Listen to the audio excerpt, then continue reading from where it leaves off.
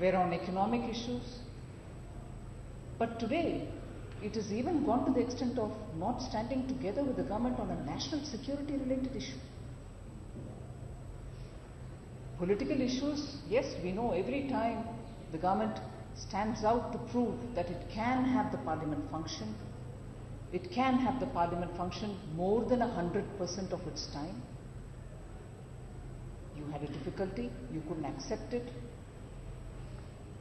Parliamentary legislative processes or parliamentary business of the government, everything was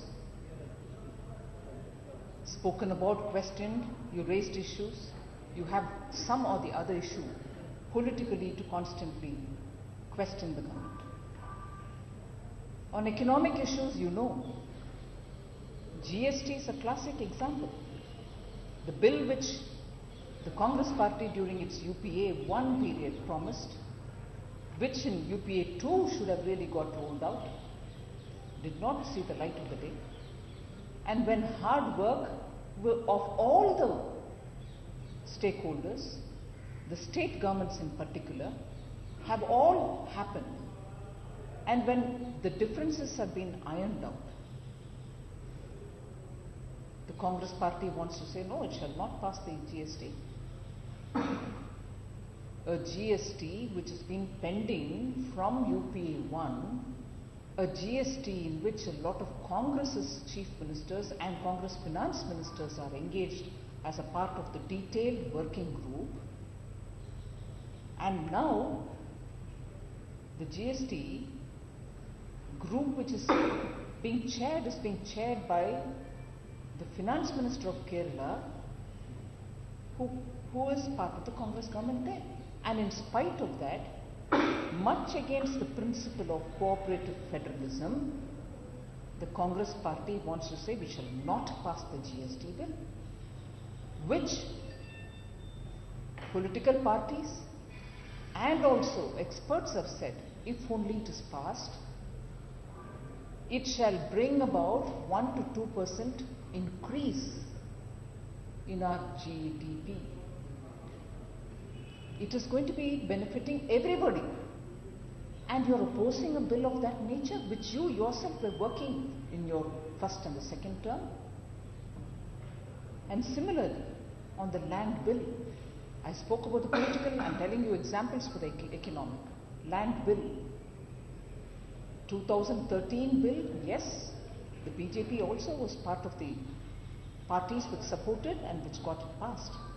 But there is a need for amendment because Congress party's chief ministers themselves have been repeatedly saying, as the bill stands, we cannot procure land. We need to amend it has been a voice from every quarter.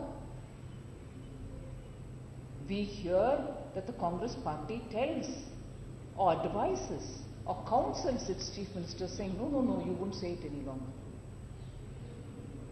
Luckily, all of them had gone on record, so we can always say.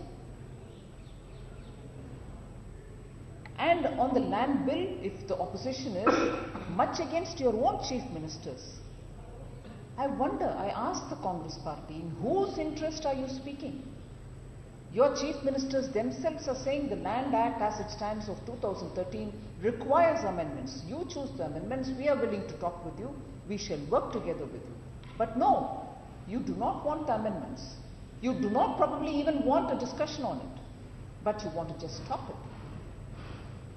Cooperative federalism is what we want, and here is the Congress which does not want it to happen, even in spite of their own chief ministers coming on board to say, yes, we'll tell you what the difficulties are. And today, we've reached the absolute, the Congress party has reached the absolute nadir, absolute bottom in this obstructionist politics that they're doing.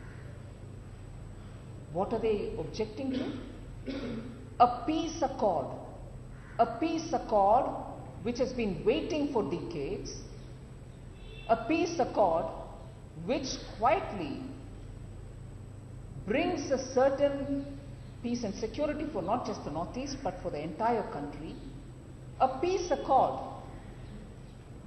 in which majority of the groups have agreed and they have become a partner to it, the details are being worked out, the government will come out with it. But no, here too, the Congress party, unfortunately, does not have the statesmanship to see what has come out of it. Their chief ministers instantly welcomed it. And today what we hear is no, they are being advised, counseled, told to take back their words. No, no, you will not support this. There are enough evidences. Arunachal chief minister had come out openly.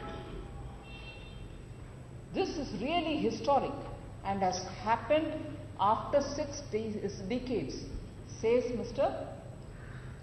Nainong Ering, Congress on Naga Accord.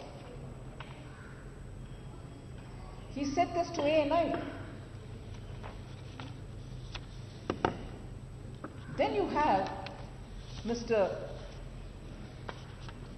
Nabam Tuki welcome the initiative of the centre to bring a peaceful solution to the prolonged Naga political issue. Again a Twitter. Today we are hearing that the Congress party's Adhyaksha probably has counselled Mr. Tuki to delete your tweet. I hope what we've heard is not true. Are you telling your chief ministers, your members of parliament, your leaders, who openly, warmly welcomed the accord which the Northeast has been looking forward to for decades, and telling them not to support it?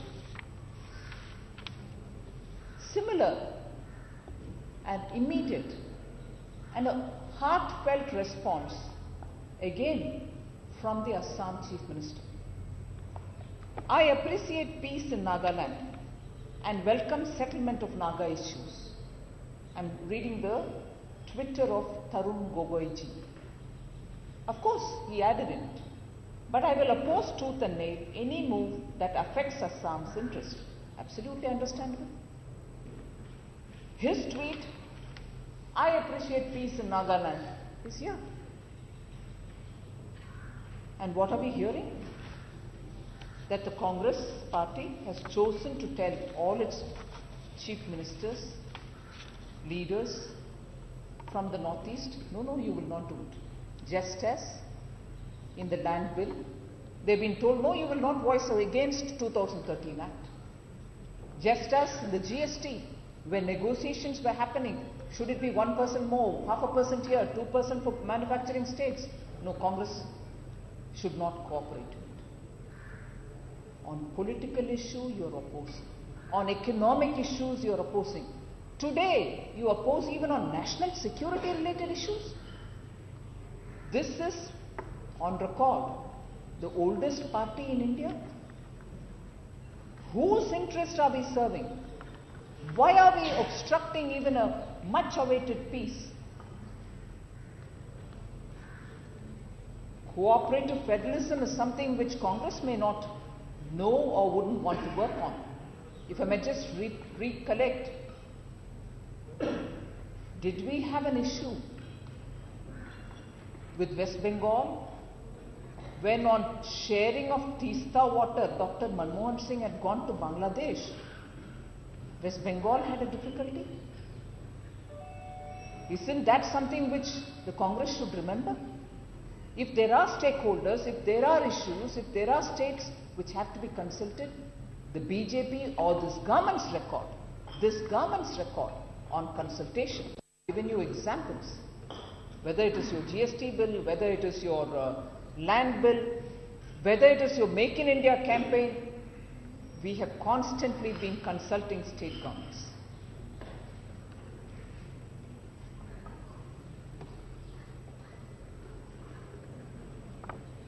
We have been constantly consulting chief ministers. They've been sometimes invited to come to Delhi even before Niti Aayog was reconstituted. The planning commission, erstwhile planning commission, was to be reconstituted. All the chief ministers were brought in. So the Congress may be finding it a bit difficult to adjust to the thought of cooperative federalism. But even as it naturally comes from the states, Is it a virtue to obstruct it? Is it a virtue to tell your chief ministers, no, even if it's an issue of national security, you will not be one with the central government? It is shocking that a party which is one of the oldest in this country, which has been in government for several decades, which probably during its governance also saw many of the accords, effective, not so effective accords. It probably never saw an opposition speaking against the interest of the country. I hope it is not doing it. I hope the Congress party understands the impact of such comments.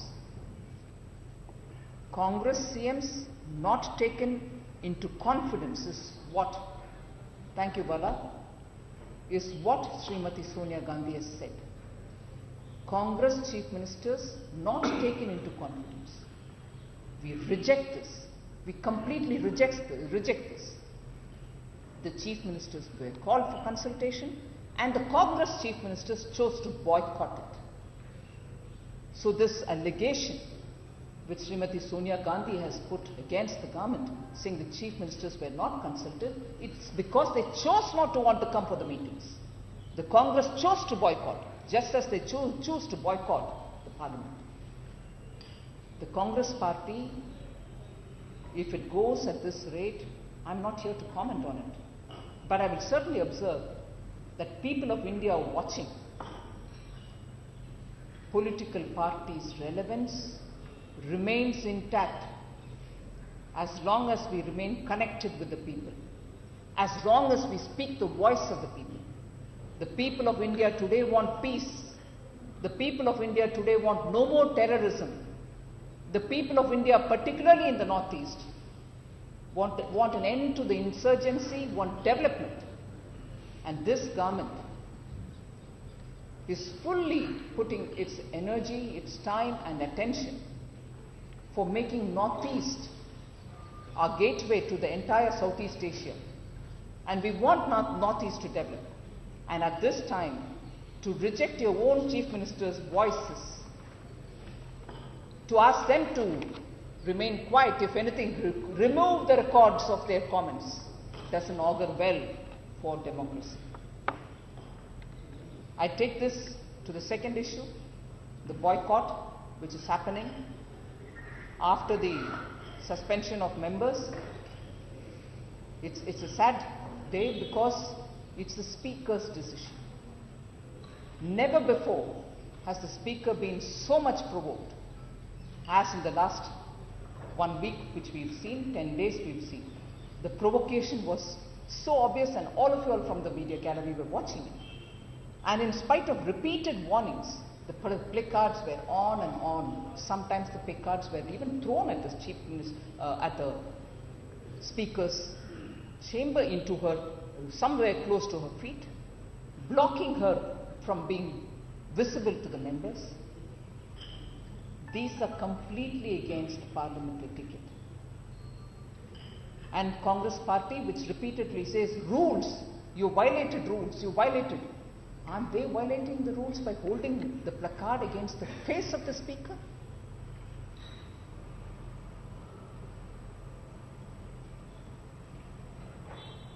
And to compare constantly, oh, you also obstructed it in 2010.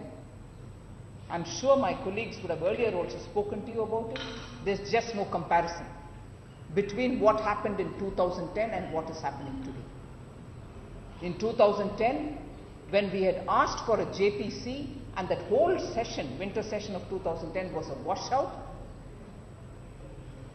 by then it was apparent that the CAG report was on. The government saw the CBI itself move towards prosecution, and after all, we asked for a JPC, which at the end of the session, very undiplomatically, very much with a sense of exclusion rather than taking on political parties on board, the government of the day chose to give it in February of 2011 after that session was over, betraying the fact that JPC was to be given and it was a legitimate demand.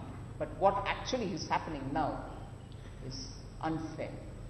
And to compare it and to tell the government now, the BJP ruled government now, that you also obstructed, is comparing oranges with apples, to say the least. Thank you.